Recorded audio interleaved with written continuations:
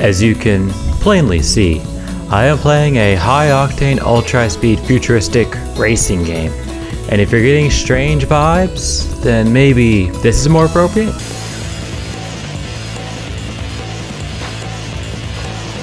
Now, surely, you must understand what type of game this is now.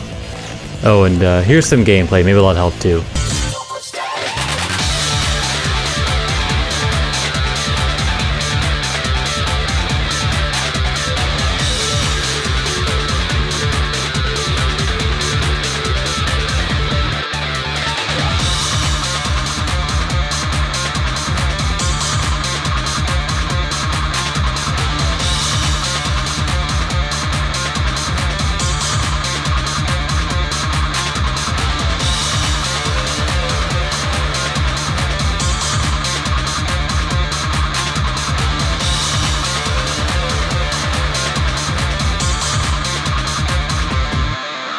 So this here is F-Zero GX. It is a fine racing game, and in true Nintendo fashion, it is packed with extras.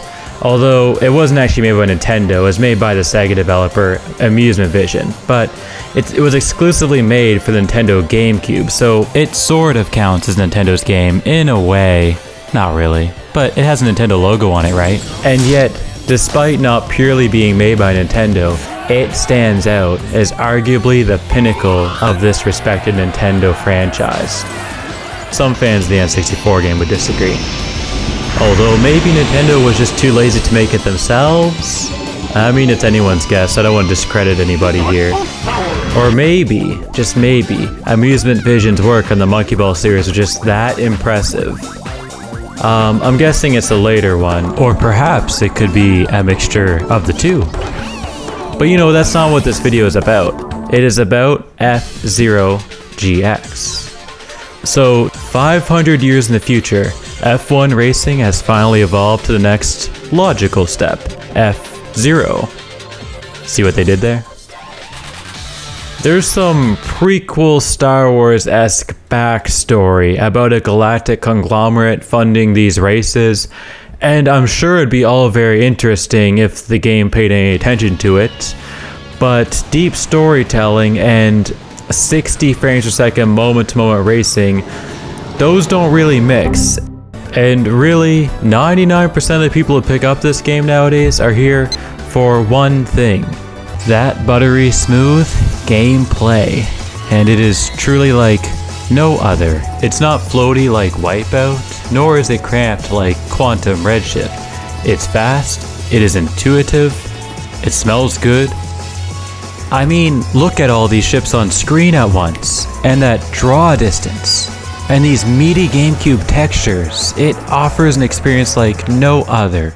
And it's just a shame that it's 17 years later now, and we still lack a proper sequel. But video games are full of missed opportunities. It's best not to dwell on it, and just focus on what's new at this point.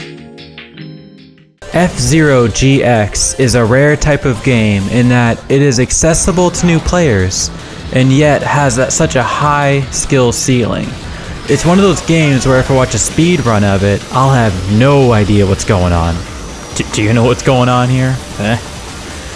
And yet, I've beaten the game's cups on the highest difficulty. I still don't know what's happening in this footage I'm showing you. But to focus on what I do know, there are 5 cups to go through. There's Ruby, Sapphire, Emerald, Diamond, and AX. And AX doesn't really fit in with the, the gemstone theme of it, but it's in there. It stands for like arcade version. Anyway, back on track. You're going to have to beat all 4 gem cups in the hardest difficulty to unlock the AX cup. So getting full value to this game requires some effort, and I'd rate that difficulty here as a 7 out of 10, I guess. It's pretty arbitrary, that number, but that's how I feel it is, a 7 out of 10. It's not easy, not hard. And some of that difficulty really just comes down to which ship you're using. And this is especially true on stages with constant falling hazards, as some enemies can attack you out of seemingly nowhere and kill you in one hit, just like that. The best strategy here is usually to just invest in boost and stay far away from everyone else, but they will catch up to you eventually. Now, I'm not an expert on which ship stats are the best to focus on, but that boost stat seems a bit overpowered to me. Having high grip is nice, and a high body stat is appreciable, but that boost stat, man, you start boosting and you just fly past everyone. Word of advice, if you're choosing a ship, make sure not to, cheap out on the grip stat, as going with E-class grip turns into a slip and slide. I first noticed this with Blood Falcon, as he was one of the first characters I tried, since he was like an evil Captain Falcon, I guess? Red versus blue? I didn't mean to reference the show. Anyway, but I guess the developers didn't like Blood Falcon very much. Also, does this vehicle really seem like the evil version of the Blue Falcon? I'm really not seeing it. Looks like the speeder from Attack of the Clones, if anything, really. So, not every vehicle is created equal, obviously, but every vehicle does have its own charm. I like Spark Moon a lot, although the driver's dance is pretty, different. I'm not sure how different, I don't mean that anyway, it's just, what is this? To speak rather pretentiously, this game rides on the penumbra of cringe, and reaches not the umbra but for how impressive it is mechanically and graphically. It was a fantastic game back then, and it's a fantastic game now, and if you can find it, you should play it. It's a masterpiece by Nintendo, but made by Sega, and what a rare thing for that to be. Well, I hope you really enjoyed watching this video, and I really do hope you have a great day. Thank you for watching.